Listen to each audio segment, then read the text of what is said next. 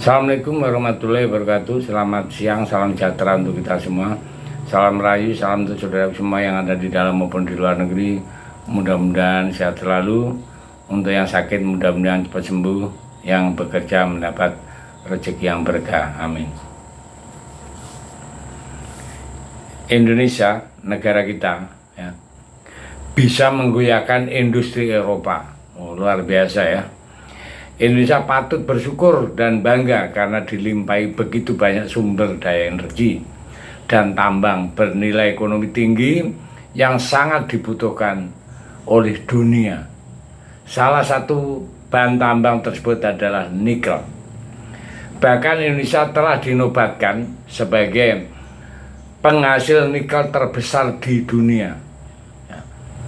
Indonesia memiliki cadangan nikel sebesar 72 ton, 72 juta ton. Jumlah ini setara dengan 52% dari total cadangan nikel global yang mencapai 139,4 juta ton. Data tersebut berdasarkan data Kementerian Energi dan Sumber Daya Mineral (ESDM) tahun 2020. Dalam bookletnya bertajuk peluang investasi nikel Indonesia itu besar sekali. Cadangan nikel di tanah air ini menjadi salah satu pemicu banyak pihak luar yang melirik nikel Indonesia, termasuk untuk menginvestasikan dana mereka di Indonesia dalam rangka pengolahan nikel. Dari sisi harga, Indonesia ke depan akan menjadi penentu utama harga nikel dunia.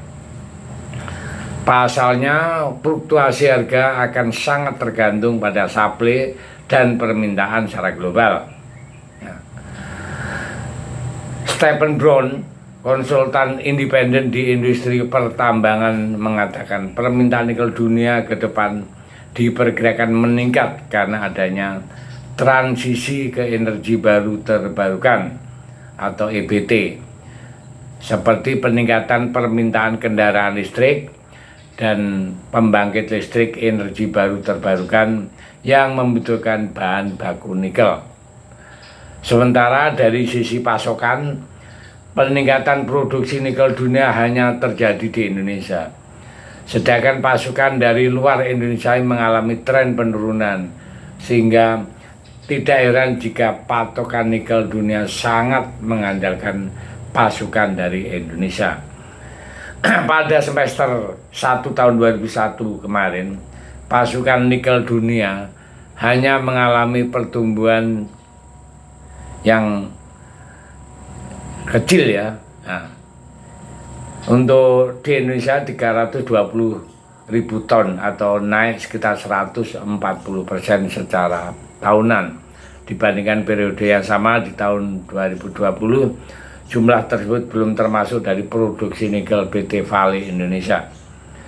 Sementara di luar Indonesia secara global pasukan nikel justru menurun dari 260.000 ton, yaitu turun 26% dibandingkan periode semester 1 tahun 2020.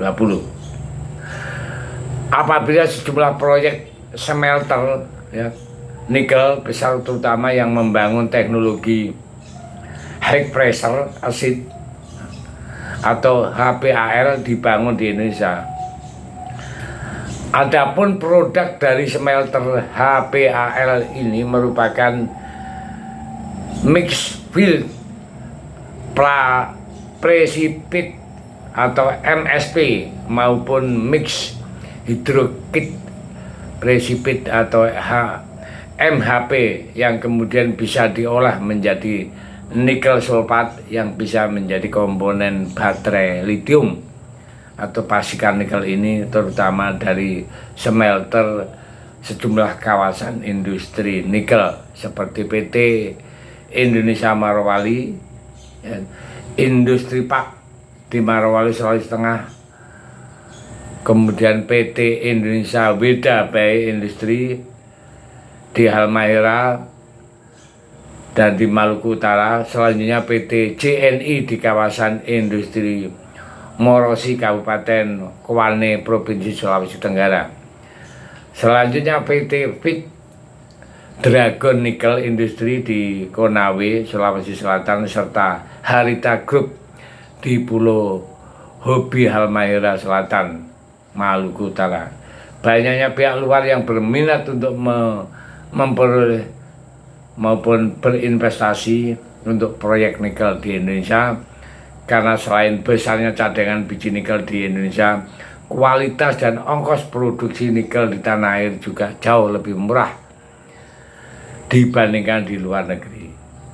Sementara di luar negeri produksi biji nikel kini lebih sulit karena perlu menggali lebih dalam, ya.